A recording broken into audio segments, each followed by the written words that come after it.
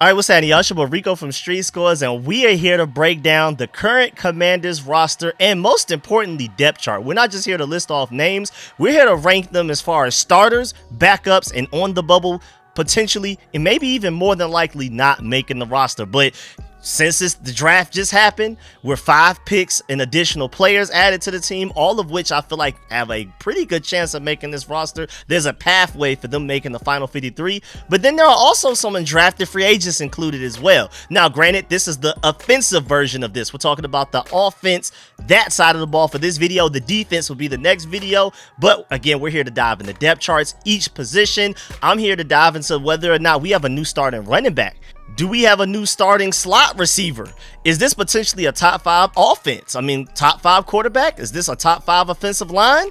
So we're going to dive into all of that and more. And just to let you know, even though this isn't the defensive side of the ball yet, guys like Gabe Taylor, who are invited to rookie minicamp, but technically not signed as undrafted free agents yet, they're not in this. I'm hoping May 8th and 9th, I believe that's when the rookie minicamp happens, that he's invited to. He balls out to the point that he's just undeniably, you got to sign this guy. You got to cut a guy off your 90-man roster and add him in that guy's place. I hope he does it, but as of today, he's not on roster. We'll see what happens at the rookie minicamp. Maybe I'll do an updated chart, especially if he makes the team or if any other rookie minicamp guy like Colin Schlee makes the team or whatever. But again, this is the offensive side of the ball for this video. Defense will be next. And before we get into everything, make sure you still follow that like button, still follow the subscription button, and still follow the bell next to that subscription button so you get notification each and every time I release an informative and opinionated video just like this one. Make sure you stay tuned to all of the content. Really appreciate y'all for supporting every single video, man. Really appreciate y'all. And again, not only be on the lookout for just content in general,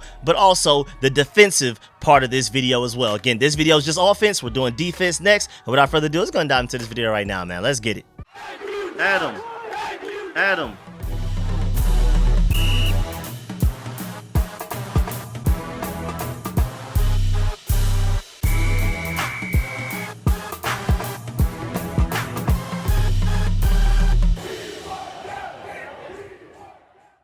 And of course, if the names are in orange, really the darker the name, the more likely not only are they to make the roster, but the more likely like they're gonna get more snaps, they're gonna be a heavier part of the rotation, or they're just a flat out starter. Of course, when you get down to like yellow, they're like a backup, maybe a rotational piece guy that gets in the game occasionally, or if there's an injury, they're next up. And then you have the names in white that it's not very likely that they make the roster, but names in white don't automatically mean that they have no chance to make it at all. We have an entire off season of workout programs to go. We have rookie mini camps coming up, especially for a lot of these rookies, undrafted free agents, and draft picks. Then we have OTAs, then we have mandatory mini camps, and we have training camp along with preseason. Things can happen. So don't just immediately count out all of the names I have in white. That does not mean that I'm just assuming they will not make the team. Just as of today, look at this. As far as this depth chart, if we had to play a game tomorrow, that's pretty much what this looks like. So again, names in orange, starter, names in yellow, backup, rotational piece, names in white, on the bubble, not very likely to make the team, but I want y'all to please remember, not impossible. Now let's dive into each position group. First of all, you have the quarterbacks. Jaden Daniels, not only your starter, but your franchise quarterback. Not only your franchise quarterback, because a lot of teams have those, but not a lot of teams have a top 5 quarterback in the NFL. His name honestly should have been in red. Maybe I need to start a new category of names in red that show they are an elite player at their particular position. We're not just talking about a solid starter. We're talking about one of the tops of the tops at their respective position. I need to remember that. You know what I'm saying? Maybe the next time after we do rookie mini camps and things like that, or maybe after some practices, some OTAs, we get a better idea of what's going on with this roster. Maybe before training camp, I'll do another depth chart and we'll have the elite players in red, starters in orange, and keep going on and on and on. I mean, Jaden Daniels is so ridiculous that he just caused that entire rant, because we're here to just talk about the depth chart right now. Marcus Mariota is your clear-cut backup, and then there's a big gap. There's Jaden Daniels gap, Marcus Mariota gap, and then I don't know, between Josh Johnson and Sam Hartman, man, I think Josh Johnson's a better fit. He's been a backup quarterback and been on every team basically in the NFL, so he makes a lot of sense to be the third string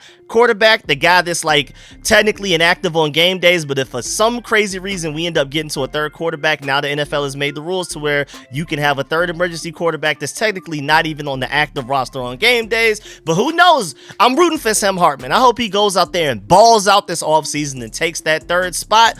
My thing is, we saw Sam Hartman survive on our practice squad all last year, while Josh Johnson, even though he keeps hopping from team to team, you can look at it from one way, like teams don't want him because they keep letting him walk, they keep letting him go. But you can also look at it from the other view that there's always a team trying to sign him as a backup. Whereas Sam Hartman survived all last year on the practice squad and nobody even attempted to take him from us. And with that, you'll probably just keep Josh Johnson as your third quarterback, knowing that Sam Hartman could just be on the practice squad as your fourth one if anything crazy would have happened. So, if you keep Sam Hartman as your third quarterback on your 53-man roster, and then you let Josh Johnson go, he'll probably end up getting picked up by some other team. So, hey, if you want to gamble and have your best chance of keeping all four of the guys that you currently have, even going into the regular season, Josh Johnson is probably your third and Sam Hartman's your fourth. But again, I'm rooting for Sam Hartman to take over and be the third guy. With as close as Jada Daniels and he are together, I just absolutely love to see that camaraderie, and I'm rooting for him to make the team. And then running backs, man. Brian Robinson and Austin Eckler are automatically your two starters until further notice. I believe that Ja'Cory Krosky merits talent a lot. Like, I think by sometime this season, he could be your lead back to where he's the guy on first and second downs. And then again, like I explained in another video, if it's 3rd and 1, Brian Robinson. If it's 3rd and long, Austin Eckler. Or maybe even Ja'Cory Krosky Merritt in either situation. I mean, again, I've told y'all the stat several times now that Ja'Cory Krosky Merritt, out of all running backs in this entire draft class, had the highest success rate of runs against stacked boxes. So even if it's 3rd and short, they know that we're running the ball. He honestly may be the better running back between he and Brian Robinson in that way. Maybe Brian Robinson's a little bit stronger, but Ja'Cory's just so explosive. His jump cuts are so elite. He's one of the most agile running backs I've seen come out of a draft in a few years. And I don't want to go as far as to say his vision is already better than Brian Robinson, but what I saw on tape from that one game he played this previous season and all of 2023 when he was eligible to play for college football, I don't know, man. His vision may be a little better, man. I don't know. But on 3rd and longs, I can see why you would replace him with Austin Eckler. Ja'Cory Krosky has all of the talent to be a great receiving back. I've seen him get open and catch passes with his hands. As much as I love Terry McLaurin, he's a body catcher. This guy was catching passes with his hands. It was one time in the back of the end zone I remember seeing on his tape where he like caught a pass in the back of the end zone, super contested, like got blasted. Like it was like a scramble drill type of play. Quarterback just looking for anything, throws it in the back of the end zone. Ja'Cory not only catches it, but he catches it through like immense contact and still comes down with it. So the traits are there. He just didn't do it a lot. So I'm pretty sure like early on in the season, especially starting week 1, Austin Eckler is your 3rd and long guy. But I would not be surprised if Ja'Cory dethrones him as our better 3rd down option, especially if he learns how to pass protect. Right now, the thing that between Austin Eckler and Brian Robinson, if you put them two together, what's the one thing that I feel like both of them have over Ja'Cory definitively is pass protection. He's a willing guy, and with Anthony Lynn as your running backs coach, your run game coordinator, if you're a willing guy, he gets really physical. Like he literally will throw his body at defenders. He just doesn't have the perfect technique yet. Anthony Lynn can get that technique in him. And Austin Eckler, with him being a great pass protecting running back, maybe he can help coach him up as well. So I'm just saying, my whole thing is week 1, if we had to play a game tomorrow, Ja'Cory is not your starting running back, but do not be surprised if some point this season he becomes your lead back. I think he's that talented. I think he's that underrated. Again, I firmly believe he's the steal of the draft. And I'm not even just talking about our draft class. I'm talking about every pick that every team made. I'm that high on him, it's ridiculous. Then of course you have Chris Rodriguez and Jeremy McNichols fighting for that last spot, if there even is one, because we kept 3 on the initial 53-man roster last year, like you see at the top right of the screen. We'll see if we keep 3 or 4. And then you have Michael Wiley, Demetric Felton, and Kazmir Allen as well. Remember, Kazmir Allen technically made the switch from wide receiver to running back, but he's technically both. But again, I forgot Casimir Allen was even on the team. It was sometime like randomly, like in November or something, he was on the injury report and it said running back next to his name. There was no like formal announcement of Casimir Allen switching from wide receiver to running back. He was on the injury report out of nowhere, and then it said running back Casimir Allen, so I guess he's a running back. But I'm really excited about this running back group, especially if Jacory becomes even half of what I think he'll be. I just love the fact that we finally have a home run hitter. That's the one trait between Brian Robinson, Austin Eckler, and Jacory. The thing that he brings to this team that has me the most excited immediately, I mean, of course, his overall play, I think he's going to be better than both of those guys. But most importantly, I think day one, week one, he's already a better home run hitter than both of those guys. Neither Brian Robinson nor Austin Eckler can take a run 60 yards and get a touchdown. They're going to get hawked down from behind. Jacory won't happen as much. I mean, if there's like a 4-2 DB, it may happen, but I can see maybe Austin Eckler maybe ripping off a 30-40 yard touchdown run, maybe Brian Robinson maybe a 20 yarder with the right angle. I can see Jacory ripping off some 60s or 70s. I think he's that fast. He has enough speed to do that for sure. Now moving on to the wide receiver position. And hey man, this group may be serious. Now, as you notice, of course, Terry McLaurin, Deebo Samuel, and Noah Brown are names in orange, but you also see another name in orange. And I'm willing to go and say that Jalen Lane will take over that starting slot spot. Well, or I mean, it's kind of weird though, because if you're thinking about Terry, Deebo, and Noah Brown on the field at the same time, we only have 3 receivers. Those are your 3 receivers. Jalen Lane nor Luke McCaffrey on the field at that time, and Deebo Samuel's more than likely your slot guy in that situation. But if you want Deebo Samuel to move around as freely as he wants to, as Cliff Kingsbury wants him to, I think Jalen Lane's going to end up being the guy that starts in the slot eventually. I like Luke McCaffrey. I love his talent, but Jalen Lane, I think, is ready to go right now. I think the only thing that's preventing him from being a starting slot receiver for us, if we had to play a game tomorrow, is he just needs to improve his route running a little bit. But the hands are there. The speed is ridiculous. The quickness. He is an elite athlete. He's one of the quickest, fastest receivers in this entire draft class. And with the video I just did yesterday, where I did my full review of the draft class, I showed you his profile next to Deshaun Jackson's. Again, I'm not saying he's Deshaun Jackson, but when you compare their athletic profile, he's a tiny bit faster, which is insane. He's definitely quicker, like much quicker. He's stronger. He's like 20-30 pounds heavier than Deshaun Jackson, and again, still a tiny bit faster. The potential here is absolutely insane. And then on top of that, he also brings some Deebo Samuel with him, to where, first of all, you're not going to tackle him with arm tackles. Even as a linebacker, you got to square up and tackle this guy like he's a running back. And also, he's used to getting the ball out of the backfield on screen sweeps, reverses, handoffs, all of that type of stuff. Literally like a Deebo Samuel. I'm not saying that he's literally going to be 2021 Deebo Samuel from the 49ers, but he's going to be a lot of it. Maybe like 70-80% of that. Maybe the Deebo Samuel that we get on the Commanders right now, that's no longer maybe in his prime, like a lot of people assume he won't be, maybe Jalen Lane can match that. And again, I mean, I love Luke McCaffrey. I love his potential. I believe in that talent. I love his athleticism.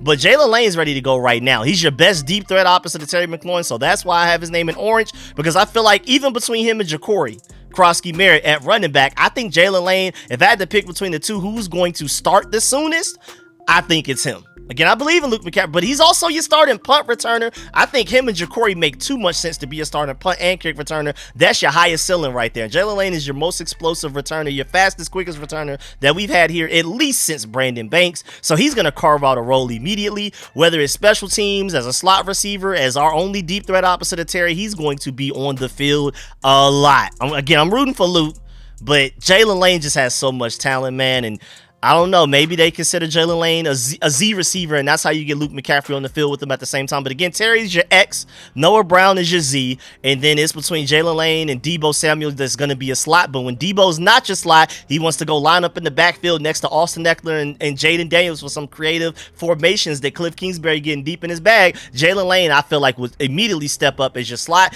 unless it's one of those veterans down below. KJ Osborne or Michael Gallup. If Jalen Lane isn't ready, if Luke McCaffrey even going into year 2 isn't ready, then it will be probably KJ Osborne or Michael Gallup. One of those guys steps up, and they're your designated slot again, so that you allow Deebo Samuel to move around more, so he's not just pigeonholed to the slot strictly. But Jacory Brooks, as an undrafted free agent, he's one of the undrafted free agents I feel like has probably one of the best chances to make this final roster. Nobody plucks the ball out of the air out of this entire roster. Even all of those names you see above them right now in orange, Nobody plucks the ball out of the air as well as Ja'Cory Brooks does, as far as high pointing it at the highest level, using his height the way he's supposed to. Nobody is able to high point a ball as well as Ja'Cory Brooks out of this entire roster, I would argue, with all of those names you see on the screen. So maybe just off of that niche, maybe he has a chance to make the team. We'll see. We kept 6 last year. I'm rooting for KJ Osborne because you saw him be a really good wide receiver too for the Vikings a few years ago, but he did nothing for us last year. And then Michael Gallup, you saw what he did in 2019, over 1,000 yards. So you would love if he can get back to that, but who knows? We got to see. Then, of course, you have Michael Strahan, Jacoby Jones, and Chris Moore there as well, but I don't think they have as much of a chance. I think Ja'Cory Brooks, out of the names in white, hey, don't be surprised. Then you have the tight end. Zach Ertz is obviously going to be on the field the most, because why not? I mean, he not only can he's the best receiving tight end we have right now, but he can also block pretty well, even at his age. And that man played in and started in all 20 games for us last year, including the playoffs. And so maybe there's some extra mileage on him. Maybe they're going to use some more load management on him so that he's ready for this inevitable playoff run we're gonna go on, because I'm not only confident in that, but I'm pretty sure this team is as well. They're probably looking to the future like, Zach Ertz, we know you want to be out there, but we gotta put you in bubble wrap just a little bit throughout the regular season, so when we get to the playoffs, you're fully good to go. We can't risk having you hurt, because right now Ben Sinnott and John Bates, neither of them are ready to step up as receiver and tight ends. So far, what we've seen, I think Ben Sinnott has the talent for sure. You see it on his college tape. You saw it a lot in the preseason where he was just yak god. People could not tackle him after he had the ball in his hands. I'm surprised we didn't tap into that more last year. But then John Bates, elite blocking tight end, so I expect him to play quite a bit. And then Colson Yonkov, the reason I gave him a picture, even though his name is in white, is because this team really likes him. I don't necessarily see it that much, but this team did everything they could to keep him around. They love Colson Yonkov. Hear me now. Hear me now, believe me later. They love Colson Yonkov. That the pick. If they keep 4 tight ends, right now I definitely think he has an edge over Lawrence Cager, Tyree Jackson, and Cole Turner. Even though Lawrence Cager is an ex-Bulldog after he transferred from what I believe Miami, I think Colson Yonkov gets that nod, especially as a special teamer. But Tyree Jackson, out of all of the names in white, I'm rooting for him because you know he's your freak athlete. Ex-quarterback, even when you change his relative athletic score to a tight end, it's still ridiculous, like a 9 point something. So that's your ceiling. That's like the new Armani Rogers. Even though I don't like him as much as I liked Armani Rogers, we'll see. But you have your definitive 3. We'll see who the 4th is. I'm leaning towards Colson Yonkov right now, but his name is in white because I'm not sure. But again, this team loves that guy. I'm telling you right now. Then moving on to interior offensive line. They kept 5 last year, but this is going to get interesting because as you can see, Braden Coleman started at left tackle for you. Trent Scott last year was technically a backup tackle for you, but I believe both of them are better at guard. First of all, Trent Scott, after Samuel Cosmi got hurt against the Detroit Lions, that was the best game I've ever seen him play in his life, and I don't think it's a coincidence that it was at guard. I would have never have guessed before that game that he would be a better guard than tackle. I just thought he was a bad offensive lineman, but because all we've seen him at was tackle and it was bad, I just didn't assume that, okay, switch him to guard, he'll actually be able to play well. That man came in for Samuel Cosmi and played really well for the rest of that game. He wasn't a liability, which I was shocked by, so I think he's better as a backup guard, even though maybe depth chart wise they'll keep him as a tackle, because first of all, I mean, look at this depth. I'll go ahead and give you a preview right now.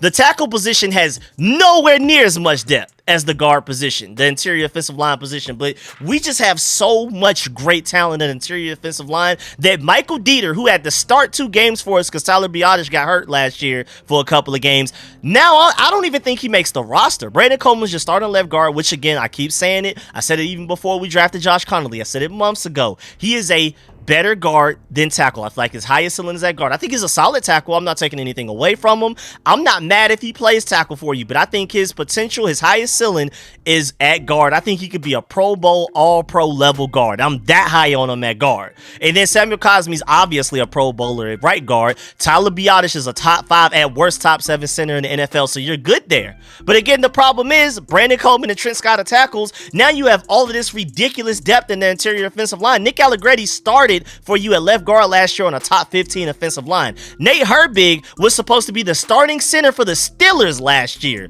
but he got hurt. I think it was either right before the season or very early on into the season, and then missed the entire season, and then they were just willing to let him go. Apparently our guy, our coaching staff, our front office looked at him, the medicals came back clear, and they were willing to take a risk on him that for some reason the Steelers weren't. For some odd reason, I don't know. But Nate Herbig, I think he's easily a better backup center than Michael Dieter was for us last year, and we still were able to win games with Michael Dieter in the game. Imagine Nate Herbig as a backup now. And then again, Nick Allegretti is a starting level left guard. I don't think he's a Pro Bowler, but he's solid. Now he's a backup. And so it's just a weird conundrum of the interior offensive line has too many reliable bodies, and then the tackle group is weird. But I just feel like ultimately these guys, if everything works out perfectly, these are your guards, your interior offensive linemen, and then hopefully we don't have any injuries to the tackle position to where either Brandon Coleman or Trent Scott have to make that switch. Hopefully we don't get to that situation. Of course, you have Timothy McKay, Chris Paul, Julian Good-Jones, and Michael Dieter, but I don't expect either of them to make the roster. But Chris Paul stuck around on the practice squad, so that's a name to watch. But again, we just have so much interior offensive line depth that we only kept 5 last year. Again, all of these guys you see on the screen are better as interior offensive linemen, but they may count Trent Scott as a tackle in the depth chart to make it make sense, which is why even though I only have 3 guaranteed guys making the roster, technically Trent Scott will be here on the depth chart, which will take it back up to 4. But yeah, man, Laramie Tunsil, that's a name that should be in red. Top 5 left tackle in the NFL. Andrew Wiley is your backup tackle now. Remember, Nick Allegretti and Andrew Wiley was starting on your offensive line last year. It was a top 15 offensive line. Both of those guys are backups now because Josh Connolly, who you just drafted in the first round, is now your starting right tackle. That is insane potential for a top 5 offensive line, in my opinion. I think the receiver group has some potential to it to be like top 10, but I think the offensive line has very good, very likely potential to be top 5. If they were top 15 last year and you just took 2 of your starters and made them depth rotational pieces, and you'd added Nate Herbig, who was supposed to be a starter for another team last year, now he's one of your backups as well. This team is too deep at offensive line. You're not just one injury away from this offensive line collapsing because you have 3 starters as backups right now from last year. Again, 2 Commanders and 1 ex-Steeler. And again, Josh Connolly, I have so much faith that he's going to be an elite right tackle, man. I'm telling you right now, I think he's a future Pro Bowler. Like, I comped him to Dwayne Brown months ago. And then so when I saw Todd McShay say it like last week, I was like, okay, so I'm not tripping. Because I feel like people were looking at me crazy when I compared him to a 2 or 3-time All-Pro and Dwayne Brown. I think he's literally that. Like, you watch his tape, and it's literally like you're watching Dwayne Brown, man. So I'm very high on him. I think he was a great pick at 29. And again, you just took one of your strengths and just made it even stronger. You're going to go from a top 15 unit to a top 5. And your most important asset is Jaden Daniels, your franchise quarterback, your top 5 elite quarterback. And now he has an impervious wall in front of him as an offensive line. So even if your receivers aren't that great, they're eventually going to get open with as much time he's going to have in that pocket. And then he's one of the top 3 most mobile quarterbacks in the NFL. And he's elite at throwing on the run as well too. I mean, I just honestly don't have any answers for opposing defenses. But right now, your backup tackles technically, especially with Trent Scott not on the screen or Brandon Coleman, are Bobby Hart, Anam Dankwa, and Foster Sorrell. Out of that group, I guess Anam Dankwa is the guy with the highest ceiling. We'll see. He has to put all of the pieces together. There's a lot of nuance in the game that he has to learn. But as of right now, those are your 3 tackles. Again, I think Trent Scott will technically be your 4th in the depth chart, even though he's better at interior offensive line. And you just have an embarrassment of riches at an interior offensive line. Nick Allegretti could start at guard for another offensive line. Nate Herbig was supposed to start at center for the Steelers. He could start for another team right now. And in the way Trent Scott, it was only a 1-game sample size, but Trent Scott looked like a starter right guard that game. I'm not going to declare him as one going into the future, but he played like one against the Detroit Lions in that playoff game, man. We have insane depth. And again, Andrew Wiley was just fine starting at right tackle for us, and now he's a backup as well. This offensive line is insane.